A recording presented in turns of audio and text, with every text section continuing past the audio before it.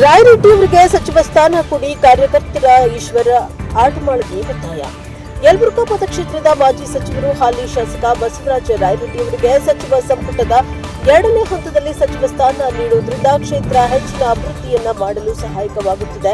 ಈಗಾಗಲೇ ಸಚಿವರಾಗಿ, ಶಾಸಕರಾಗಿ ಶಿಕ್ಷಣ ಕ್ಷೇತ್ರಕ್ಕೆ ಬೇಕಾದಷ್ಟು ಅನುದಾನ ತಂದು ಅಭಿವೃದ್ಧಿ ಮಾಡಿದ್ದಾರೆ. ಇನ್ನು ಹೆಚ್ಚಿನ ಅಭಿವೃದ್ಧಿಗಾಗಿ ಸಚಿವ ಸ್ಥಾನ ಕೊಡಬೇಕೆಂದು ಪ್ರವಾಸಿ ಮಂದಿರದಲ್ಲಿ ಸುದ್ದಿಗೋಷ್ಠಿ ನಡೆಸಿ ಮಾತನಾಡಿದ ಯುವ ಕಾಂಗ್ರೆಸ್ ಕಾರ್ಯಾಧ್ಯಕ್ಷ ಈಶ್ವರ ಆಟಮಾಳ್ಗಿ ಒತ್ತಾಯಿಸಿದ್ದಾರೆ. ಈ ವೇಳೆ ಕಾಂಗ್ರೆಸ್ ಕಾರ್ಯಕರ್ತರಾದ ಶರಣಪ್ಪ ಹಿರೇಮನಿ, ಬಸವರಾಜ್ ಜಂಬಾಳಿ, ಕಾಜಾವಲಿ ಗಿಡಾದ್, ಪರಶುರಾಮ್ ಸಂಗ್ನಾಳ್, ಲಕ್ಷ್ಮಣ ಕುಲಕರ್ಣಿ ಇನ್ನಿತರರು ಹಾಜರಿದ್ದರು. ಬ್ಯೂರೋ ರಿಪೋರ್ಟ್ ಸಿಆದಿ, ಪ್ರಜಾಪವರ್ ನ್ಯೂಸ್, ಯಲಬುರ್ಗಾ.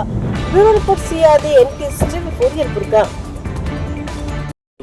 ಅವರ ದೂರದೃಷ್ಟಿಯ ನಾಯಕರವರು ಅಂತವರು ಡಿ.ಕೆ. ಶಿವಕುಮಾರ್ ಅವರ ಸರ್ಕಾರದಲ್ಲಿ ಇದ್ರೆ ಒಂದು ಸರ್ಕಾರಕ್ಕೆ ಉತ್ತಮವಾದಂತಹ ಒಂದು ಒಳ್ಳೆಯ ಹೆಸರು ಕೂಡ ಬರುತ್ತೆ. ಹೀಗಾಗಿ ಅವರಿಗೆ ಸರ್ಕಾರದಲ್ಲಿ ಹಿಂದೆ ಸಿದ್ದರಾಮಯ್ಯ ಅವರ ಸರ್ಕಾರದಲ್ಲಿ ಆರ್ಥಿಕ ಸಲಹೆಗಾರರಾಗಿ ಒಳ್ಳೆಯ ಒಂದು ಸಲಹೆಯನ್ನು ಕೊಟ್ಟು ರಾಜ್ಯದ ಉತ್ತಮ ಬಜೆಟ್ ಅನ್ನು ಕೂಡ ಸಿದ್ದರಾಮಯ್ಯ ಅವರ ಜೊತೆಗೆ ಕೈ ಜೋಡಿಸಿದ್ದಾರೆ. ಇವಾಗಾದ್ರೂ ಕೂಡ ಅಂತವರಿಗೆ ಒಂದು ಅಂಕಿ ಸಂಖ್ಯೆ ಗೊತ್ತಿರುತ್ತೆ, ಆರ್ಥಿಕ ಬಗ್ಗೆ ಬಹಳ ಅನುಭವ ಇದೆ ಅವರಿಗೆ, ಅಂಕಿ ಸಂಖ್ಯೆ ಕೂಡ ಗೊತ್ತಿರುವಂತಹ ವಿಷಯ. ಹಾಗಾಗಿ ಅವರಿಗೆ ಈ ಒಂದು ಸರ್ಕಾರದಲ್ಲಿ ಒಂದು ಹಣಕಾಸು ಮಂತ್ರಿಯನ್ನಾಗಿ ಮಾಡಿದ್ರೆ ಇನ್ನೂ ತುಂಬಾ ಚೆನ್ನಾಗಿರುತ್ತೆ ಅಂತ ಹೇಳಿಕೆ ನಾವು ಈ ಒಂದು ಮಾಧ್ಯಮ ಗೋಷ್ಠಿ ಕರೆದಿರುವಂತಹ ವಿಷಯ.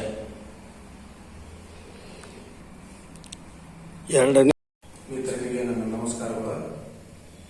ಇವತ್ತು ಈ ಪತ್ರಿಕಾ ಮಿತ್ರರನ್ನು ಈ ಪತ್ರಿಕಾಗೋಷ್ಠಿಯನ್ನು ಕರೆದು ಉದ್ದೇಶ ಏನಪ್ಪ ಅಂತಂದ್ರೆ, ನಮ್ಮ ಕ್ಷೇತ್ರ ಸಾಕಷ್ಟು ಅಭಿವೃದ್ಧಿ ಹೊಂದಲಿಕ್ಕೆ ನಮ್ಮ ಹಿರಿತನ, ನಮ್ಮ ಈ ಕ್ಷೇತ್ರದ ನಾಯಕರು ಕಾರಣೀಭೂತರಾಗಿದ್ದಾರೆ.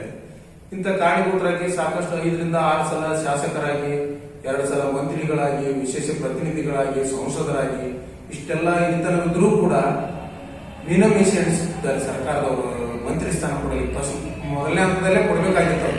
ಅವ್ರಿಗೆ ಯಾವ ಹಿರಿತನ ಪ್ರಕಟಿಸಿದ ಆ ಒಂದು ಸಾಮಾಜಿಕ ನ್ಯಾಯದಲ್ಲಿ ಸ್ವಲ್ಪ ಒಂದಿಟ್ಟು ಇಂದ 2ನೇ ಹಂತಕ್ಕೆ ಬರ್ಬೋದು ಅನ್ನೋದು ಅನಿಸಿದ್ವಿ. ಆದ್ರೆ ಬರಲೇಬೇಕಂತ ಹಿರಿತನ ಅಂತ ರಾಜಕಾರಣಿಗಳಿಗೆ ಮಂತ್ರಿ ಸ್ಥಾನ ಸಿಗ್ತದೆ. ಕ್ಷೇತ್ರ ಅಲ್ಲ, ರಾಜ್ಯಾದ್ಯಂತ ಅಭಿವೃದ್ಧಿ ಹೊಂದಲಿಕ್ಕೆ ದೂರದೃಷ್ಟಿಯ ಒಂದು ವಿಚಾರವಂತರಿಗೆ ಸಿಗಬೇಕು ಅನ್ನೋದು ನಮ್ಮ ಉದ್ದೇಶ ಇದೆ.